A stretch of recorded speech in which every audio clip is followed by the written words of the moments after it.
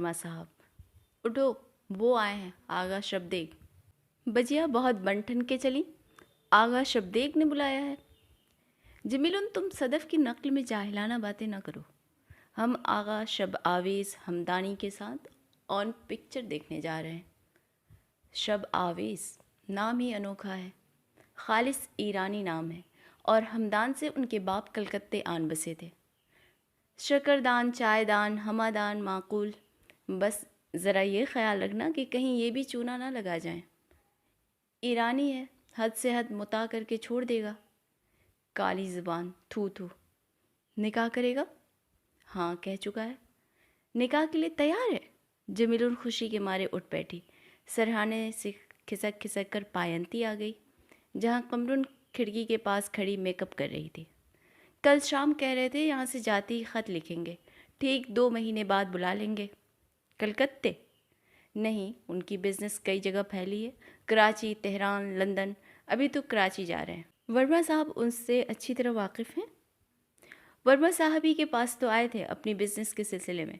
सदफ मुझसे radio station पर मिली, कहने लगी एक आगा कलकत्ते से आया है, बहुत अमीर है और छोड़ा, शायद निकाह कर ले। मौसीकी का बहुत शौकीन है। बेचारी ने दूसरे रोज़ ही सॉन्ग बर्ड्स क्लब का प्रोग्राम रखा। बजिया, एक बात कहूँ, वर्मा साहब सदफ की इस आदत से बहुत परेशान हैं कि वो तुम्हें सॉन्ग बर्ड्स के ज़रिए लोगों से मिलवाती है। सॉन्ग बर्ड्स इसीलिए बदनाम हो रहा है। तो आखिर मैं क्या करूं? मर जाऊं? मुशायरों के दावतनामे आने बंद हो गए। रेडियो प्रोग्रामों से ख़र्चा चल सकता है। 200 रुपल्ली फरहाद के यहाँ से आते हैं, 50 रुपया महीना वर्मा साहब फ़र्ज़ी म्यूज़िक स्कूल की फ़र्ज़ी वाइस प्रिंसिपली के नाम से तुमको दे रहे हैं, महज अज़ राह हमदर्दी। 250 में गुज़र हो सकती है। अभी आफताब को स्कूल में डालना है। बजिया, ये आगा हमदानी वाकई तुमसे शादी करने को तैयार है? कह चुका है साफ साफ अल्फाज में। लगता है तुम उस पर आशिक हो गई हो। कमबख्त खूबसूरत तो बहुत है। हाँ, आशिक तो हो गए हैं। आज तक किसी पर आशिक नहीं हुए थे। उस पर जान जाती है, और वो भी हमें बहुत चाहते हैं। मगर वो तुम्हें कराची या लंदन बुलाकर शादी करेगा, ये मुझे यकीन नहीं आता। काली ज़बान, थू थू। तू मेरी खुशी देखकर जलती है, लंगड़ी चुड़ैल पिछल पाई। अज़ बराए खुदा बजिया, ऐसी घटिया बातें तो मत करो। बजिया पर्स उठा तनतनाती हुई कमरे से बाहर चली गई। डेवड़ी में पहुंचकर टाट का पर्दा उठाया और बाहर निकली। साइकिल रिक्शा में बैठी। रिक्शा पाटे नाले से निकलकर कार्ल्टन होटल की तरफ रवाना हुई। पूरी विधाता बिनती करूं तोरी पैया पढ़ूं बारंबार, अगले जन्म मोहे बिटिया न कीजो, चाहे न रख दीजो डार। ढोलक की थाप पर सदफ आरा और कुमारी जलबाला लहरी की सुरीली आवाज़ें और एक दिलदोज़ पूर्वी गीत, अगले जन्म मोहे बिटिया न कीजो, अरे अगले जन्म। सॉन्ग बर्ड्स म्यूज़िक स्कूल के कमरे में एक लड़की टेप रिकॉर्ड चला रही थी। सदफ और जमीलुन बरामदे में चटाई पर बैठी थीं। जमीलुन की बैसाखी सामने धरी थी। सदफ थाली में तरकारी काट रही थी। वर्मा साहब बाहर गए हुए थे। आज 15 तारीख है। कमरुन अब तक कराची पहुंच गई होंगी, सदफ ने आलू छीलते हुए कहा। क्या पता, जमीलुन आहिस्ता से बोली। कब तक पहुंचेंगी? धक्का पासपोर्ट से गई हैं। खोखरा पार का रास्ता सुना है बड़ा जान जोखों का सफ़र है, जवान बेटी का साथ। आज की बात है जब माह पारा पैदा हुई थी। 16 बरस गुजर गए, सदफ ने कहा। अब क्या वो बजिया को पहचानेगा? रूपा हो गए केस। सदफ, हम तो जानते हैं बाज़ गीत ही मनहूस होते हैं। याद है बजिया हर प्रोग्राम में वही एक राजस्थानी मांड सुनाया करती थी। सावन बीतो जाए आली जा बेगी आउद रे, आली जा बेगी आउद रे, रूपा मिला न साजन मिले, रूपा हो गए केस। आली जा बेगी हरामजादे, उल्लू के पट्टे को न वापस आना था न आया। अरे एक ख़त तक न लिखा। शुरू में 2-4 चिट्ठियाँ तो आई थीं, सदफ ने कहा। उसके बाद गोल। बजिया ने कितने ख़त लिखे? हर पते पर, कराची, तेहरान, लंदन। 17 बरस डाकिए की राह देखते गुजार दिए। सुबह शाम दरवाजे पर जाकर डाक का इंतज़ार करती। हमसे बार बार पूछती कोई डाक आई, कोई तार आया। 17 बरस, इतना बड़ा इंतज़ार। बहुत बड़ा इंतज़ार, सदफ ने दोहराया। جب ماہ پارا پیدا ہوئی تھی، یاد ہے ورما صاحب نے پھٹ سے اس کا کیا نام تجویزہ تھا؟ ماہ دخت، کہ ایرانی کی بیٹی ہے، اس کا نام ماہ دخت، اور ایک نام امرا پالی رکھا تھا۔ ایک ایرانی نام رکھو، ایک ہندوستانی، اور جب باپ کے پاس جا کر رہے گی انگلینڈ، ایک انگلش نام وہاں رکھ لے گی۔ جمیل بے پایا تلخی سے ہنسی۔ ماہ پارا اپنے اسکول میں لڑکیوں سے کہا کرتی تھی، ہمارے ڈیڈی لندن اور کراچی کے بڑے بھاری بزنس مین ہیں۔ ورما صاحب کوئی تحفہ اس کے لیے فوراً سے لے کر آتے، اسے سمجھا دیتے، بیٹیا امرا پالی، اسکول میں اپنی دوستوں کو بتانا تمہارے ڈیڈی نے لندن سے بھیجا ہے، صدف نے کہا اور دوپٹے سے اپنے آنسو پوچھے۔ صدف، بجیا کو ڈھونگی پیروں فقیروں کے چکر میں تم نے ہی ڈالا۔ ہم کیا کرتے جمیلون؟ قمرون ماہ پارا کی وجہ سے بالکل خفقانی ہوئی جاتی تھیں۔ ہم سے روز کہتی، ماہ پارا بڑی ہوتی جا رہی ہے، کہیں اسے بھی میری طرح کی زندگی نہ گزارنی پڑے۔ میں چاہتی ہوں اسے کسی نہ کسی طرح اس کے باپ کے سپرد کر دوں۔ جمیلن تو خدا ہی کو نہیں مانتی، ان سے کیا کہوں؟ تم کسی پہنچے ہوئے بزرگ کے پاس لے چلو۔ یہ تو اب کی بات ہے، جب ماہ پارا 3 سال کی تھی تب قمرن ایک شاہ صاحب کے پاس گئی تھی، ہمیں بھی ساتھ لے گئی تھیں۔ ان کی بہت دھوم سنی تھی۔ انہوں نے قمرن سے کہا، تمہارے اوپر کسی دشمن نے جادو کر دیا ہے، راستے بند کر دیے ہیں، تمہارے بال کہیں پر دفن کیے گئے ہیں، 300 روپے دو، قبرستان میں 40 دن عمل کریں گے۔ ہم تو یہ سب سن کر ڈر گئے۔ ہم نے قمرن سے کہا، واپس چلو۔ ہم تو آ گئے، مگر وہ پھر پہنچی ان کے پاس۔ ان سے مایوس ہوئیں تو دوسرے عالموں کے پتے ڈھونڈ ڈھونڈ کر خود جانے لگیں۔ کتنا روپیہ برباد کیا۔ تم سے ڈرتی تھیں، تمہیں کیا بتاتی؟ ہم نے بہت سمجھایا مگر وہ مانی ہی نہیں۔ بس یہی لگن لگی تھی کہ شبدیگ کا خط آ جائے، وہ بلا لے، بلا کر بیاہ کر لے یا ماہ پارا کی ذمہ داری سنبھال لے۔ سارے پیر فقیر، نجومی، رمال انہیں یہی آس دیا کہ آج سے 21ویں دن خط آوے گا، آج سے 7ویں رات وہ خواب میں آئیں گے، آج سے 40ویں دن خط آوے گا، سنیچر کی 60 ہے، وہ ختم ہوگی تو مراد پوری ہوگی۔ ارے کتنا سینکڑوں ہزاروں روپیہ کھلا دیا ان ٹھگوں کو، مگر آس نہ ٹوٹی۔ اس پیر گردی میں بجیا نے اپنے زیور بھی بیچ ڈالے، پورا ایک سیٹ بنوا لیا تھا جڑاؤ۔ ایک جوڑ کڑے ٹھوس تمہارے ہی ساتھ جا کر تو بنوائے تھے۔ ہم نے یہ دیکھا کہ کہیں جاتی ہیں تو گہنے نہیں پہنتی۔ ہم نے پوچھا تو کہنے لگی ماہ پارا کے لیے بینک کے لاکر میں رکھ دیے ہیں۔ اب پاکستان جانے کے بعد خبریں مل رہی ہیں کہ سارے گہنے بیچ کر ایک ٹھگ پیر فلفل شاہ بلیوں والے کو کھلا دیے۔ وہ برسوں سے ان کے لیے بہت لمبے لمبے عمل کر رہا تھا۔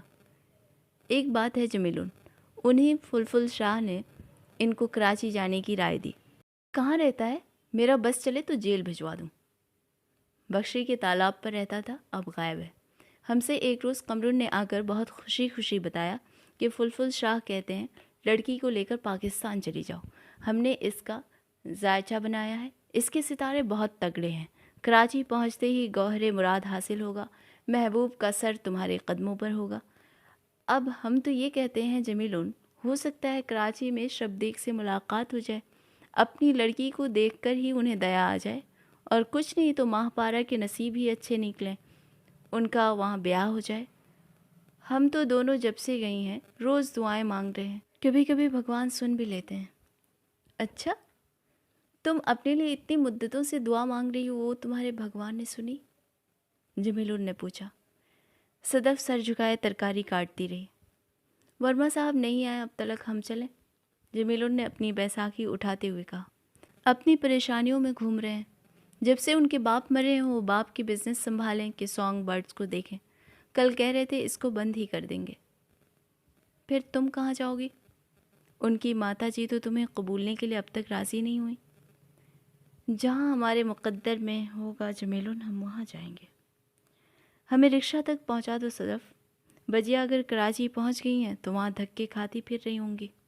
اب ہم گھر جا کر ان کے خط کا انتظار شروع کریں گے۔ پیاری بجیا، تسلیم، آپ کو یہاں سے گئے 1 سال ہو گیا۔ خیریت سے پہنچنے کا صرف ایک پوسٹ کارڈ آیا تھا، اور اس کے 4 مہینے بعد ایک اور پوسٹ کارڈ۔ ہم اور خالہ یہاں فکر سے ادموئے ہوئے جا رہے ہیں۔ از برائے خدا سب مفصل حالات لکھے۔ شاید آپ نے مکان تبدیل کر لیا ہے۔ ہم آپ کو جتنے خط بھیجتے ہیں جواب نہیں آتا۔ صدف بھی کئی خط لکھ چکی ہیں۔ اب یہاں کے حالات سنیے۔ بڑے افسوس سے اطلاع دیتی ہوں کہ خالو کا بدھ کو انتقال ہو گیا۔ کل مسجد میں سوئم کی قرآن خوانی فاتحہ خوانی بھی کروا دی گئی۔ بجیا دوسری بری خبر یہ سناتی ہوں کہ تمہارا لڑکا آفتاب ایک روز مجھ جاگتی کی سونے کی دونوں چوڑیاں جو تم بنوا گئی تھیں کلائیوں میں سے نوچ کر لے بھاگا۔ میں جنم کی اپاہج اس کے پیچھے دوڑ بھی نہ سکی۔ خالہ ہائے ہائے کرتی رہ گئیں۔ یاد ہے پہلے کہا کرتا تھا فرحات صاحب کے پیٹ میں چھرا گھونپ دوں گا، ان کی لڑکیوں کو گنڈوں سے اٹھوا لوں گا۔ اب تمہارے جانے کے بعد دھن سوار تھی کہ ممبئی جا کر ہیرو بنوں گا۔ میری چوڑیاں اڑا کر ممبئی بھاگ گیا۔ سنا ہے وہاں چاقو چھری لیے گنڈا گردی کرتا پھر رہا ہے۔ فرحات صاحب کی نئی کوٹھی بٹلر پیلس کالونی میں بن کر تیار ہو گئی ہے، وہ اس میں اٹھ گئے ہیں۔ ان کی بڑی لڑکی جس کی شادی انگلینڈ میں کسی ڈاکٹر سے ہوئی تھی وہیں پر ہے۔ چھوٹی جو بیاہ کے کراچی گئی تھی، شاید تمہاری کبھی اس سے وہاں مدبھیڑ ہو جائے۔ سنا ہے اس کا شوہر وہاں کروڑ پتی ہے۔ منجلی والی لڑکی آج کل لکھنؤ میں ہے۔ اس کے شوہر نے سیتا پور میں بڑے پیمانے پر فارمنگ شروع کر دی ہے۔ فرحات صاحب نے خالو کے کفن دفن کے لیے 500 روپے بھجوائے تھے۔ جو ملازم پیسے لے کر آیا تھا اس نے یہ سب بتلایا۔ بجیا تمہیں یاد ہے ماہپارا کے باپ کے لکھنؤ سے جانے کے چند روز بعد ہم سب لوگ ورما صاحب کے یہاں جمع تھے۔ تم نے کہا تھا پتہ نہیں ہماری ماں، خالہ اور ہم دونوں اتنے بدنصیب کیوں پیدا ہوئے۔ تو میں نے تم سے کہا تھا ذرا دنیا کے اصل بدنصیبوں کو دیکھو۔ جنم کے اندھے، 2.5 فٹ کے بونے بونیاں، کپڑی لڑکیاں، پیٹھ پر یہ بڑے بڑے کبڑ یا چہرے پر چیچک کے نشان، بھینگی، کانی، ہمیں کو دیکھ لو کہ اچک اچک کر چلتے ہیں۔ کم از کم تمہاری صورت تو اچھی ہے، آواز تو ہے۔ اور دیکھو مردہ شونیاں، بھکاری نے، جیل کاٹنے والی عورتیں۔ فرض کرو تم کسی قتل کے مقدمے میں پھنس جاتی اور عمر قید ہوتی۔ دنیا میں ہزاروں کیا لاکھوں انسان عمر قید کاٹ رہے ہیں، سینکڑوں پھانسی چڑھتے ہیں، قتل کیے جاتے ہیں۔ تم اور ہم تو لاکھوں سے بہتر ہیں۔ اپنے سے بدتر لوگوں پر نظر کرو۔ ورما صاحب تالی بجا کر بولے، شاباش جمیلون، دیٹس دی اسپرٹ۔ لیکن اب بجیا ہماری اسپرٹ کا بھی کچھ کچومر نکلتا جا رہا ہے۔ کہاں تک اور کب تک؟ اسی روز تم اس کمبخت آغا شبدیگ کی روانگی کی وجہ سے بہت اداس بیٹھی تھیں، تو ورما صاحب نے تمہیں چیئر اپ کرنے کے لیے چھیڑا تھا کہ رشک قمر، تم گوہر شب چراغ کے لیے ایک افسانہ لکھو۔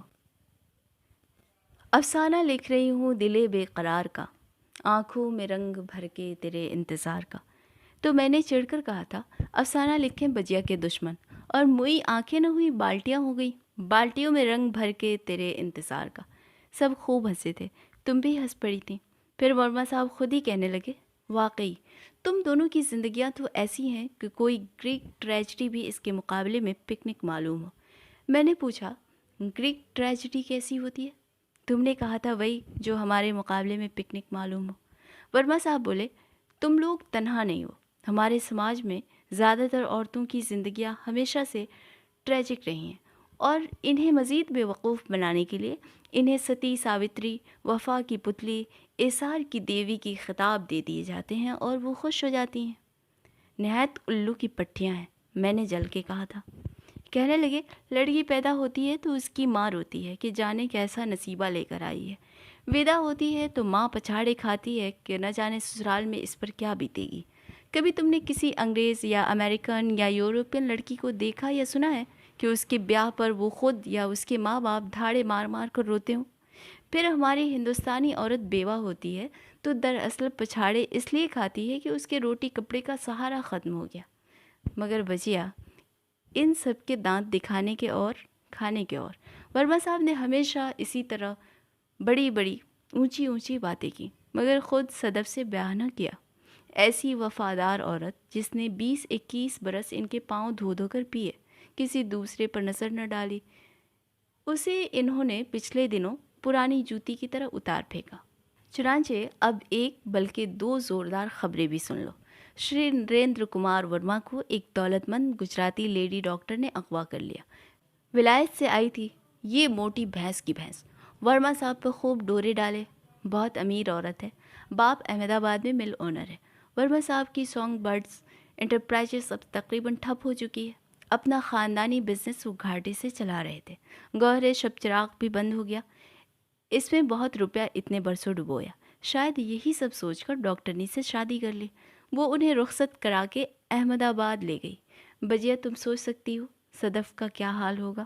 بہت برا حال تھا، چہکو پہکو روتی تھی، لیکن ورما صاحب نے کچھ روپے اس کے نام جمع کر دیا تھا۔ اس نے 2 کمروں کا ایک فلیٹ لے لیا۔